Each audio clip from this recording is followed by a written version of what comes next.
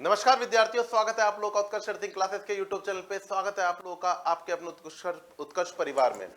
Very good morning, सभी का स्वागत, सत्कार, अभिनंदन, नमस्कार, आदाब, सत श्री अकाल। आज मैं आप लोगों के लिए जरूरी इन्फॉर्मेशन लेकर के आया हूं कि सीआरई का नोटिफिकेशन जारी हो चुका है। जो मेहनत कर रहा है कंटिन्यूअसली, उसके लिए आयाम इतने खुलते जा रहे हैं कि वो एक बार नहीं, दूसरी बार नहीं, तीसरी बार सेलेक्ट हो सकता है। हर ईयर एग्जाम पे एग्जाम निकलते जा रहे हैं। बस चाहिए क्या आप लोगों की कंसिस्टेंसी की तरह के संग में अगर आप लोग तैयारी करते हैं तो वैकेंसी की कोई भी कमी नहीं आ रही है किस्मत से आप लोगों की। और सही टाइम पे अगर आप लोगों ने चौका छक्का मार लिया तो आपका, आपके परिवार का पूरा लाइफ सेट हो सकता है। और इसी रिगार्डिंग आज एक वैकेंसी खुला है सीआरई का। बिल्कुल डेफिनेटली सीआरई का नया नोटिफिकेशन जारी हो चुका है और इस रिगार्डिंग कई प्रकार की इसके अंदर वैकेंसीज खुली है। तो क्या स्टाफ नर्स की वैकेंसी इसके अंदर खुली या नहीं, तो इस चीज को जानने के लिए पूरा आपको वीडियो कंटिन्यू लास्ट तक देखना है। सीआरई का नोटिफिकेशन आ चुका है जैसा कि मैं आप लोग के सामने बता रहा हूं। और यहां पर आप लोग के सामने नोटिफिकेशन नंबर 355/2025 डेटेड 11/11/2025 को आपके सामने ये वैकेंसी ओपन हो चुकी है। कॉमन रिक्रूटमेंट एग्जामिनेशन जो कि all India institute of medical sciences के द्वारा किया जा रहा है। कॉमन रिक्रूटमेंट एग्जामिनेशन सीआरई 4 है, ये आपके सामने for AIIMS and other central government institutes के लिए रहने वाला है भाई। अब यहां पर बात की जाए आप लोगों से, इसके अंदर इंपॉर्टेंट नोटिस कौन कौन से होने वाले हैं। मैंने फिर बोला कि इसके अंदर स्टाफ नर्स की वैकेंसी खुलेगी या नहीं खुलेगी ये सेकंड मैटर है। पहले आप लोगों को इंपॉर्टेंट इंफॉर्मेशन सारी की सारी यहाँ पर मिलेगी भाई। यहाँ पर इंपॉर्टेंट डेट्स देख लीजिएगा कौन कौन सी हैं भाई। सबसे पहली बात करने की कोशिश करें आप लोगों से, तो यहाँ पर आप लोग के सामने closing date, last date of online registration, इसका मतलब भाई और नीचे आएंगे अपन यहाँ पे इंपॉर्टेंट डेट्स देख लीजिएगा। क्लोजिंग डेट क्या है भाई यहाँ पर आप लोग के सामने last date for online registration 2 दिसंबर 2025 है, अप टू 5 PM तक। सबसे पहली बात तो ये, ठीक है। Date of uploading details advertisement commencement of the online registration of application start हो रहा है 14/11/2025 से स्टार्ट होगा, क्लोज होगा 2/12/2025 को। याद रखिएगा 2/12/2025 को ये फॉर्म भरना बंद हो जाएंगे।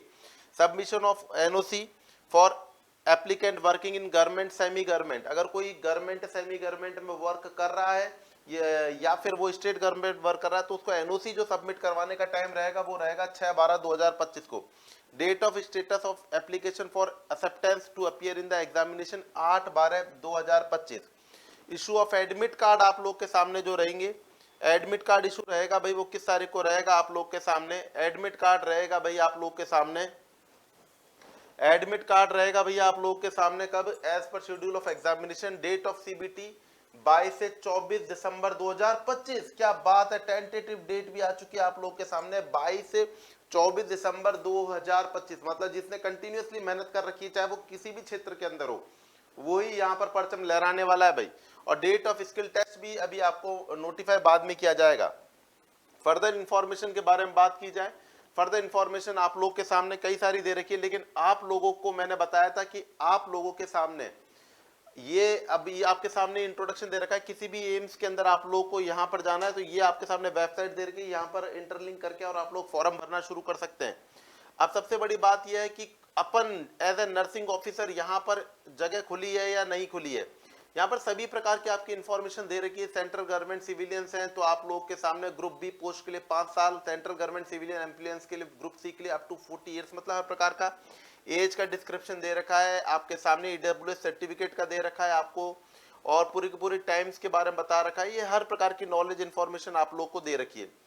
अब यहाँ पर सबसे बड़ा क्वेश्चन बनता है आप लोग के सामने कि यहाँ पर सिलेबस क्या है। तो सिलेबस भी आप लोग को विभिन्न प्रकार की जैसे कि वैकेंसीज होती हैं तो उसके लिए जो भी सिलेबस की रिक्वायरमेंट रहेगी वो यहाँ पर अवेलेबल है। अब कौन कौन सी वैकेंसीज हैं भाई, मान लीजिए कि असिस्टेंट डाइटिशियन की वैकेंसी है, वार्डन की वैकेंसी, तो फूड एंड न्यूट्रिशन डाइट्स के लिए आपके सामने ये अवेलेबल है। और यहाँ पर आपके सामने पूरी कंप्लीट डिटेल्स दे रखी है कि ये तो हो गया ग्रुप नेम, ये हो गया स्किल टेस्ट और ये हो रही लैंग्वेज, लैंग्वेज कौन कौन सी में रहने वाली है। इस प्रकार से आपके सामने जितनी भी वैकेंसीज खुल रही हैं आप देखते जाएंगे। खूब सारी वैकेंसीज हैं आप लोग के सामने, आप लोग के सामने खूब सारी वैकेंसीज अवेलेबल है भाई, ठीक है।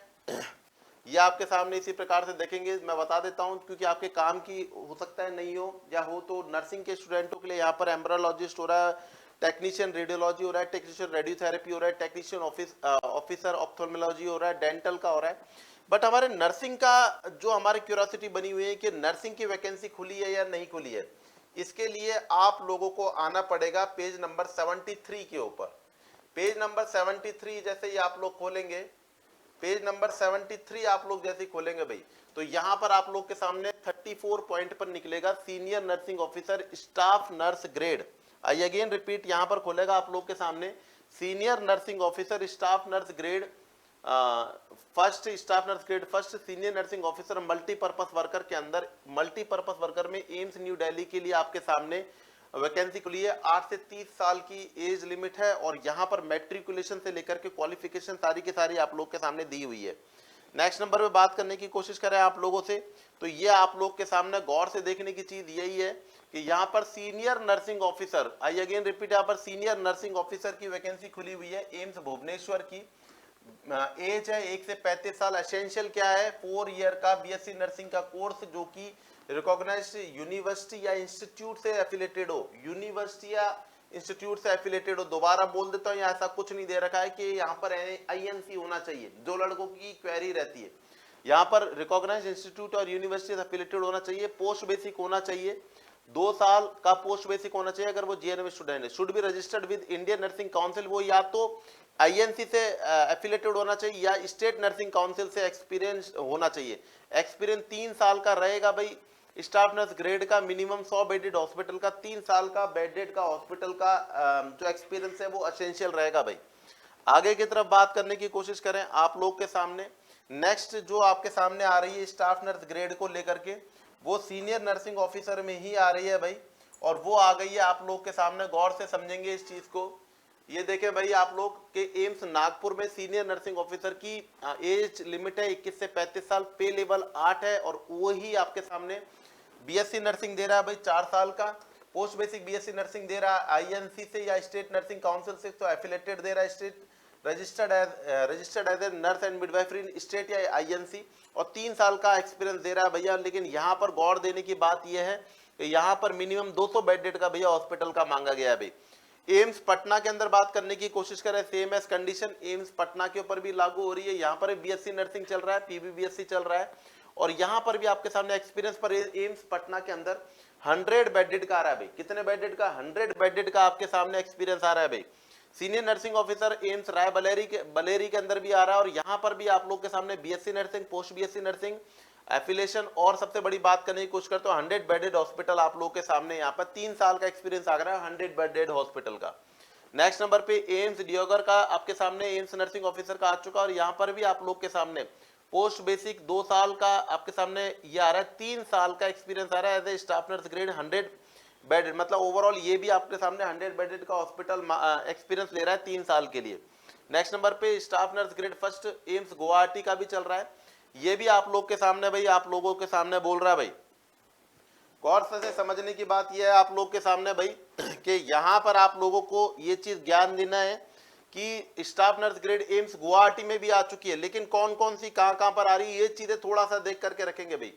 एम्स गुवाहाटी के अंदर भी वैकेंसीज आ चुकी है, सेम एस कंडीशन मांग रहा है, बार बार नहीं कहें तो एक ही बात में बात करेंगे। देखो आपके सामने यही चीज मांग रहा है भाई एम्स गुवाहाटी के अंदर भी आपके सामने, लेकिन गौर से देखेंगे यहाँ पर 3 साल का एक्सपीरियंस है 100 बेडेड हॉस्पिटल का।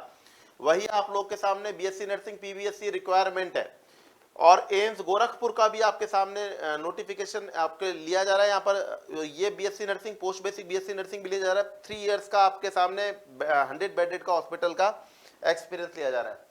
तो मतलब रुकना नहीं है, थकना नहीं है, और लाइफ में आगे बढ़ते चलने का है। मेहनत कंटिन्यूसली करते रहिएगा, जॉबों की कमी नहीं है, फ्रेशर्स के लिए भी जॉब निकल रही है, एक्सपीरियंस आदमियों के लिए भी जॉब निकल रही है, जिन्होंने मेहनत करी है प्राइवेट सेक्टर में उनके लिए भी कुछ गोल्डन मौका है कुछ नया करके दिखाने का। क्योंकि जो लंबे समय से प्राइवेट हॉस्पिटल्स में वर्क कर रहे हैं उनके हाथ में एक प्रकार का एक्सपीरियंस भी बन चुका है। जिन्होंने वर्क नहीं किया है उनके लिए भी कई प्रकार की वैकेंसीज खुलती रहती है, मतलब वैकेंसी खुलेंगी, नौकरी लगेगी, लेकिन उनकी लगेगी जो मेहनत करेगा।